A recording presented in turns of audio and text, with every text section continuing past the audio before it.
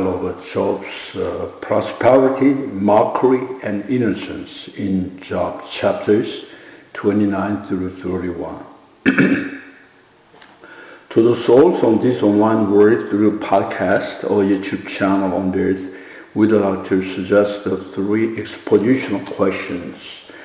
Question 1 in chapter 29 verse 4. Just as I was in the days of my prime, when the friend or counsel of God was over my tent. What does it mean in the context and what can we learn from here? Question 2 in chapter 3 verse 11. Because he has loosed my bowstring and afflicted me, they have cast off restraint before me. What does it mean? And what can we learn from here? Last question 3 in chapter 31 verse 29. If I have rejoiced at the destruction of him who hated me, or lifted myself up when evil found him. What does it mean in the context and how can we apply it to our lives? The provided text is a summary of the book of God, detailing the suffering of a righteous man, that is, a man who lives by faith, and the counsel he received from his friends. God's declaration concerning him was that he was a perfect man, one who loved God and hated evil. Chapter 1:8. The book of Job tells the story of Job, the righteous man from the land of Uz, whom God himself described as blameless and upright. Despite his pity, God allows Satan to test Job's faith. As a result, Job loses all his possessions, his children, and his health, suffering from painful woes. Job's three friends, Eliphaz, Bildad, Zophar, come to mourn with him. Their main argument is that Job's suffering must be the result of a sin, and they advise him to repent. In contrast, another friend, Elihu, later suggests that suffering sometimes a means of purifying a person, not always a punishment for sin. Job consistently protests his innocence, maintaining that his suffering is not a consequence of any sin he has committed. He remembers his past prosperity in chapter 29, where he is mocked by others in chapter 30, and chapter 31, he gives a lengthy defense of his innocence. In the last time, Job 28:28, and to man he said, Behold, the fear of the Lord, that is wisdom, and to depart from evil is understanding. The fear of the Lord in awe, not in punishment, is correlated with knowledge, understanding, wisdom, and departing from evil. To fear the Lord in awe, you may know his word, understand it, apply it wisely to a situation, and depart from evil. So, it's recommended daily to pray to the Lord and to study the scripture, because we live not by bread alone, by every word of God.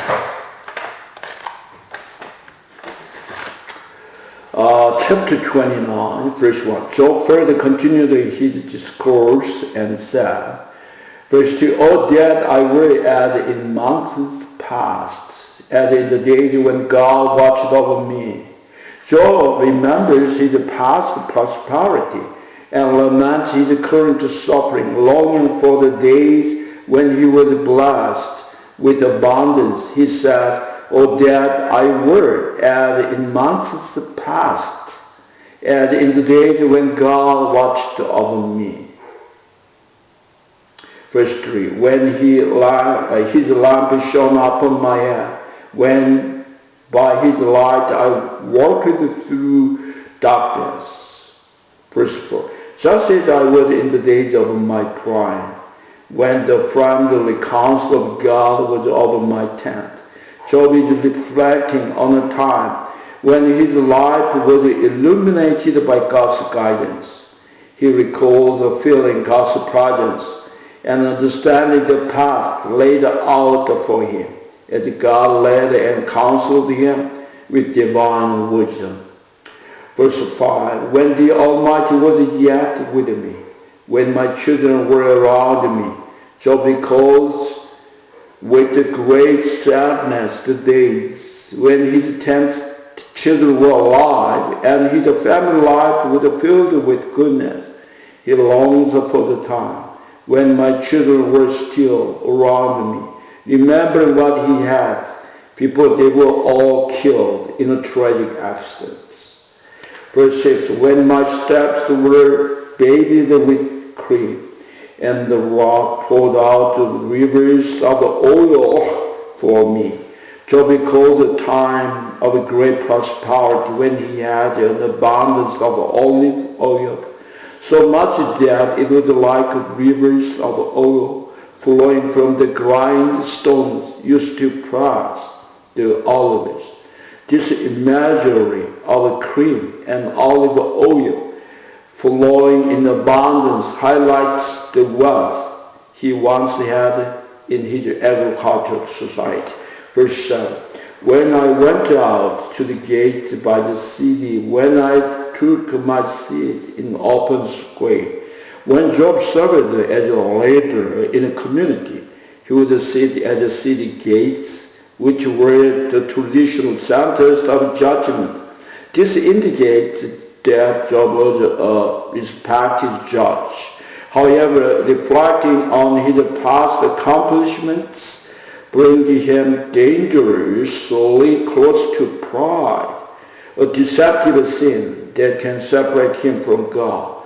The text suggests that while it's not wrong to remember past good deeds, it's far better to focus on God's blessings, as this helps us prevent pride from taking root.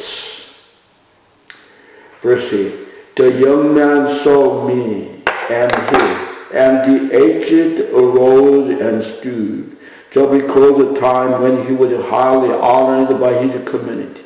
When he entered the city gates, young man would stand silently in his presence, and older, more respected man would also rise to show him deference.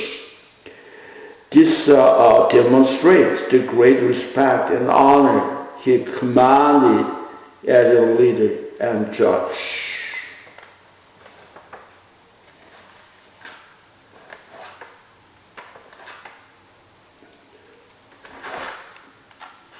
Verse 9, the princes refrained from talking and put their hand on their mouth.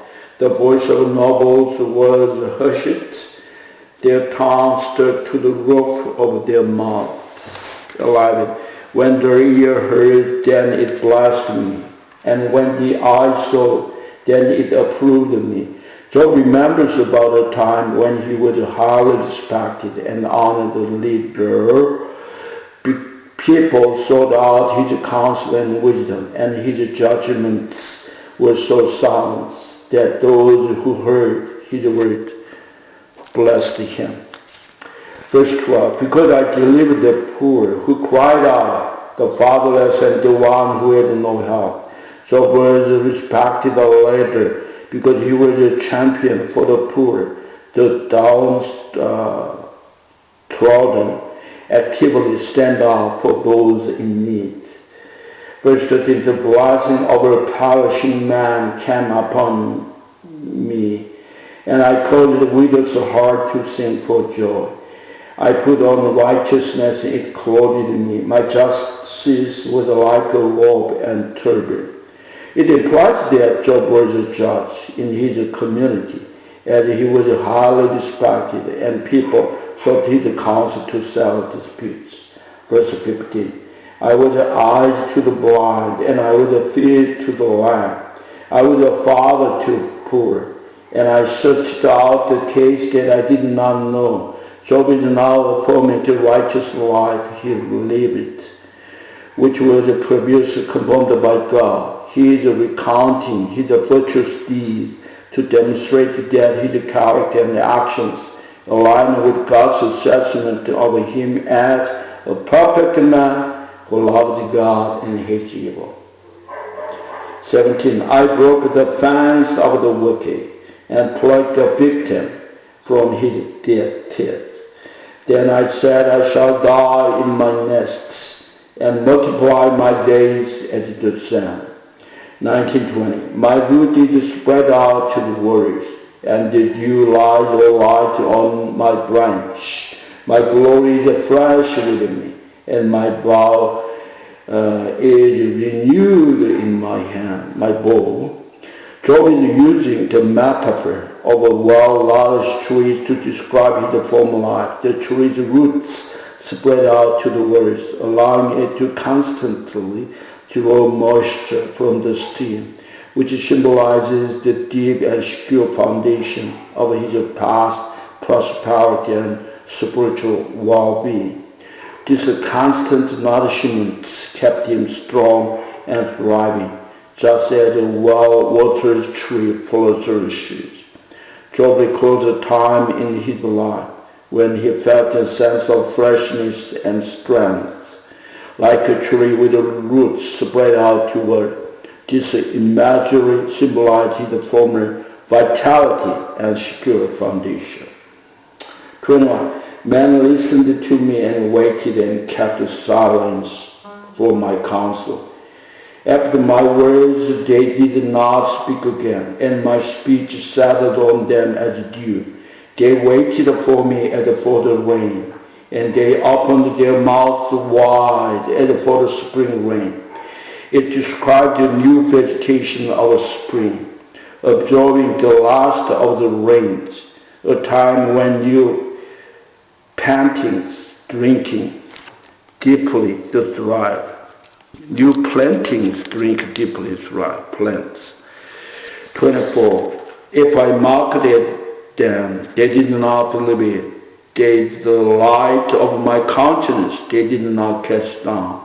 I chose the way for them, sat as a chief. So I dwelt as a king in the army, as one who comforts mourners. Job remembers his past, reflecting on the days of prosperity, blessing, honor, respect, and glory. He contrasts these memories with dramatic and painful change to his present circumstances. Chapter 30, verse 1. But now they mock at me, men younger than I, whose fathers I disdained to put with dogs of my flock. Job contrasted the former high status with his current humiliation, stating that even the lowest member of society, the herdsmen and their dogs, are now beneath him. He had suffered the extreme loss of his family possessions, health, position, and good name. The young people who now mock him should recognize that their own physical ability are temporary, and that all people are equally loved by God. Verse 2. Indeed, what profit is the strength of their hands to me? Their vigor has perished.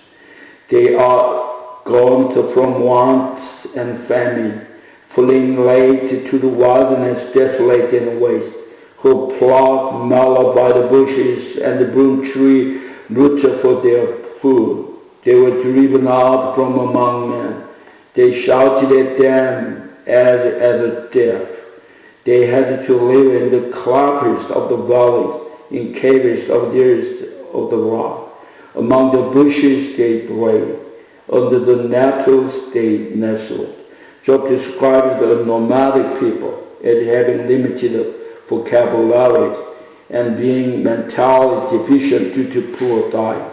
He says they were weak and emaciated and would make sounds among the bushes. They brayed like a jackal instead of speaking. They were sons of fools, wild men. They were scourged from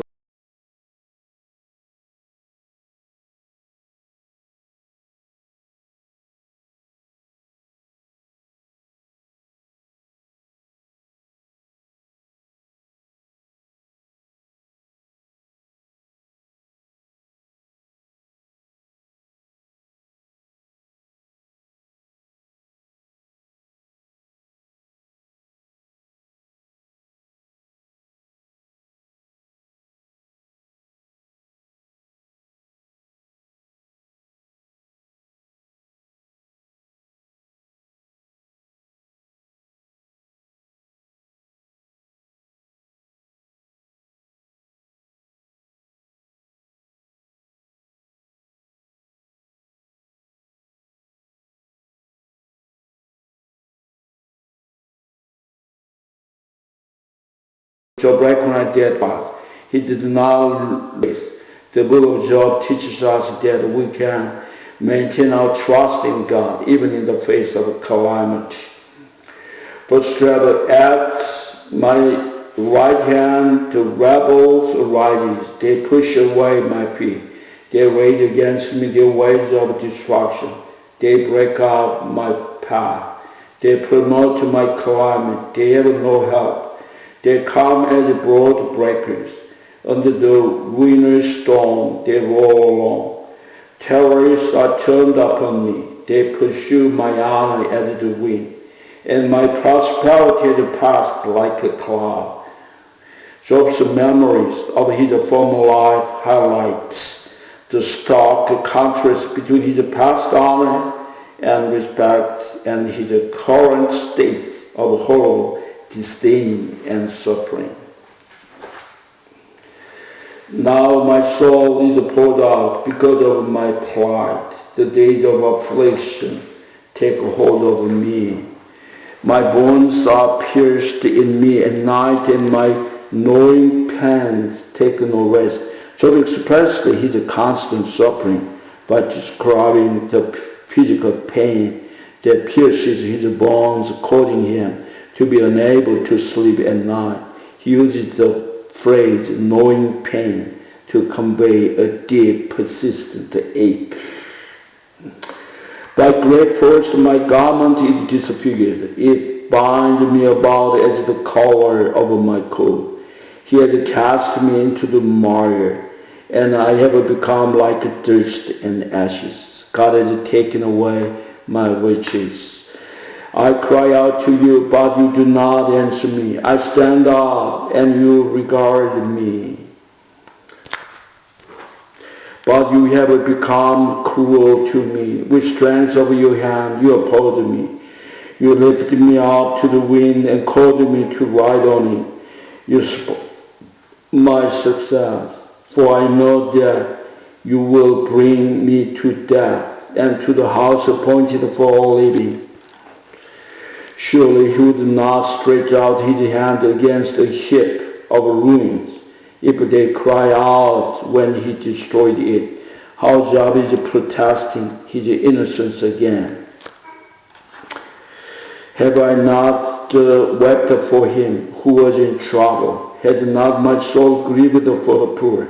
But when I looked for good, evil came to me. And when I waited for light, there came darkness. My heart is in turmoil, cannot rest.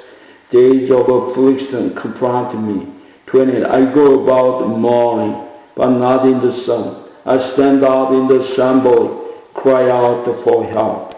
Job described the effect of his disease on his body. His skin had turned black, not from sun exposure, but from an internal ailment.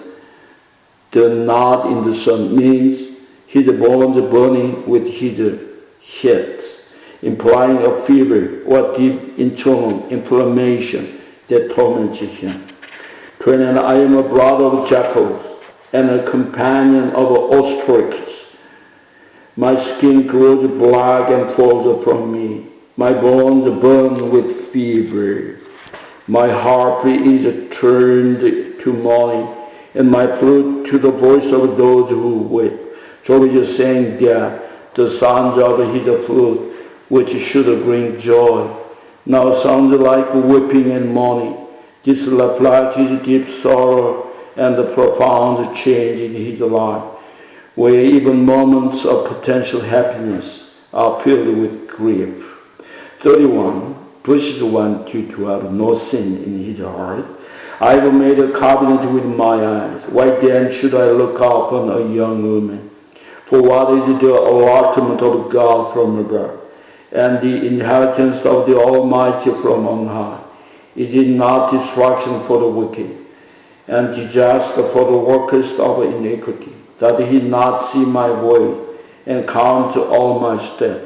Job in his suffering affirmed his innocence by declaring that he had not even taken the first step toward the sin of adultery, having made a covenant with his eyes not to look at the women with lust. He explained that this was a conscious choice to live a righteous, godly life, knowing that destruction is the fate of the wicked. His self-defense can be logically divided into three parts. First, that he had no sin in his heart, 1 to 12. Second, that he committed no sin against his neighbor, 13 to 23. And third, that he had no sin against God.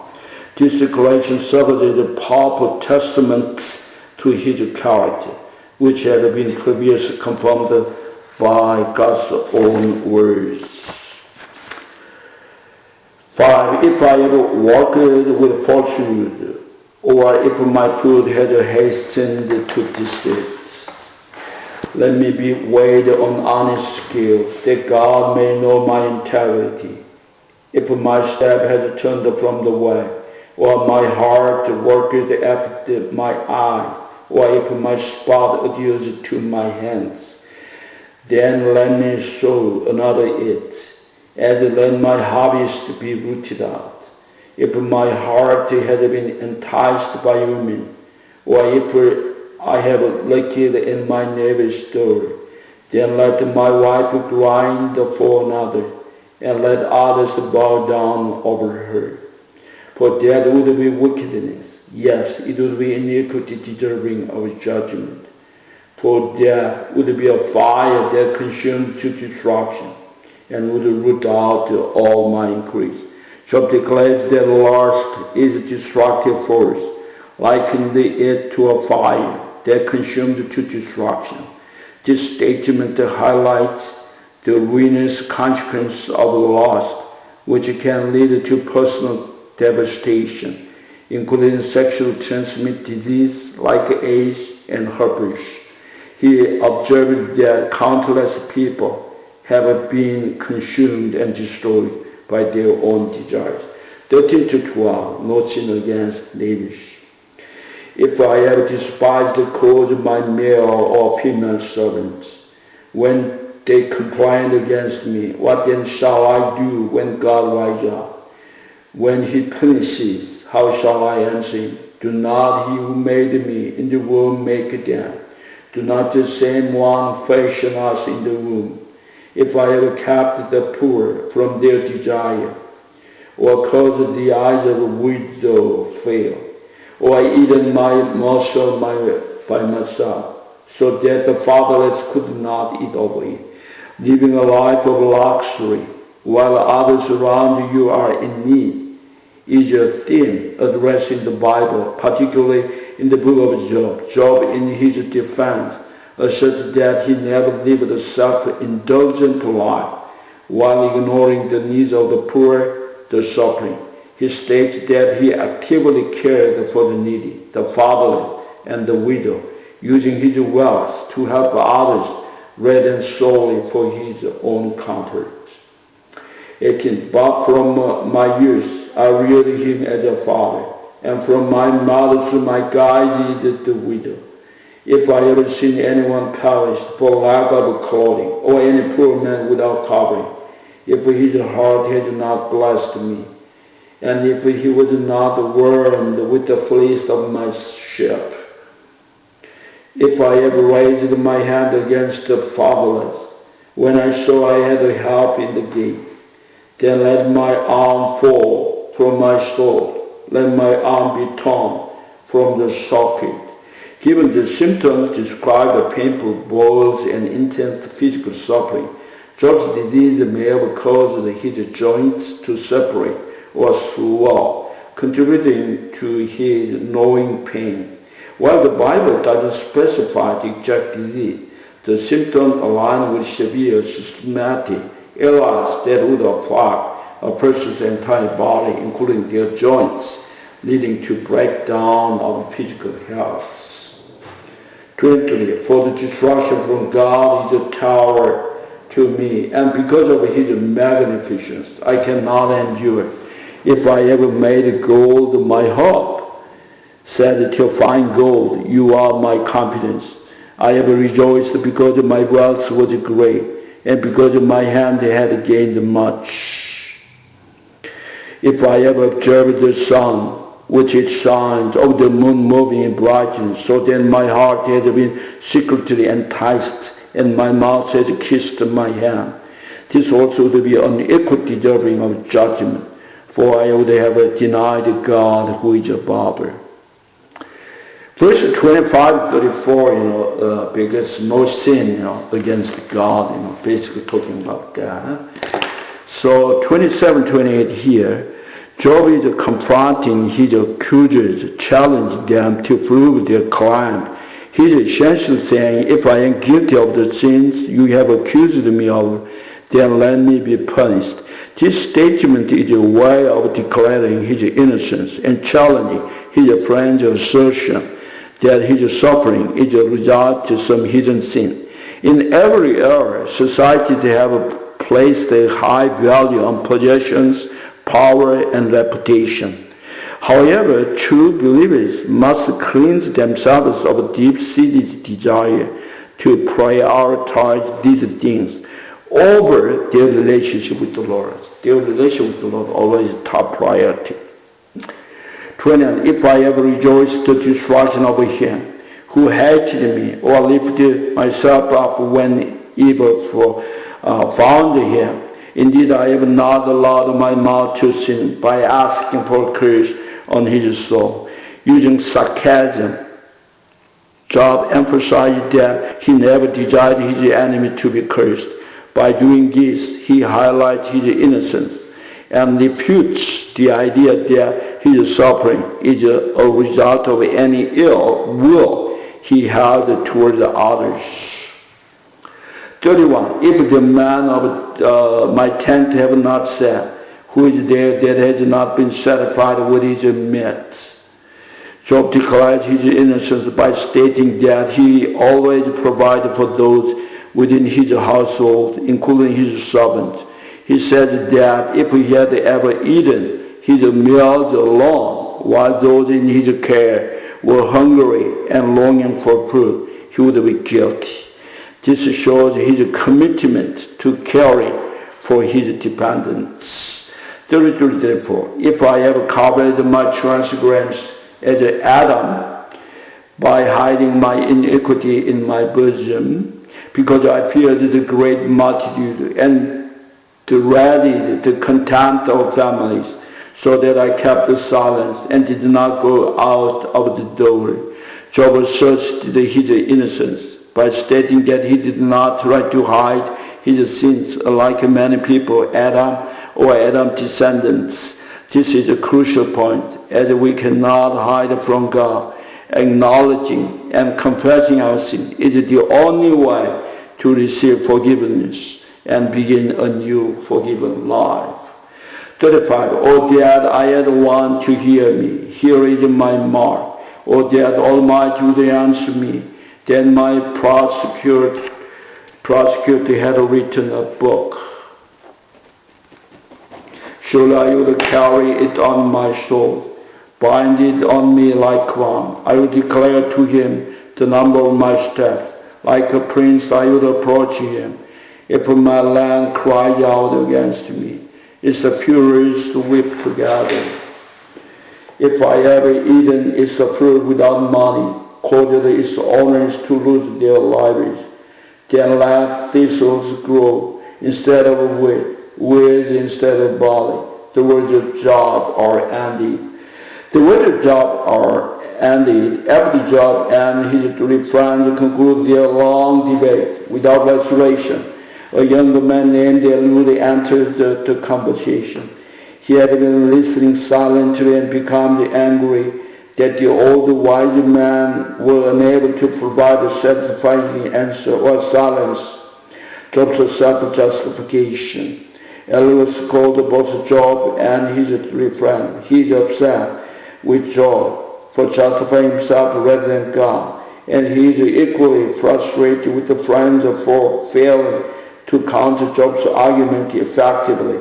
Eliud spends several chapters introducing his speech, boasting about the profound insight he is about to share and questioning why the old man could not grasp this situation. However, he becomes so caught up into his lengthy introduction and justifying his own rights to speak that he never delivers the promised solution.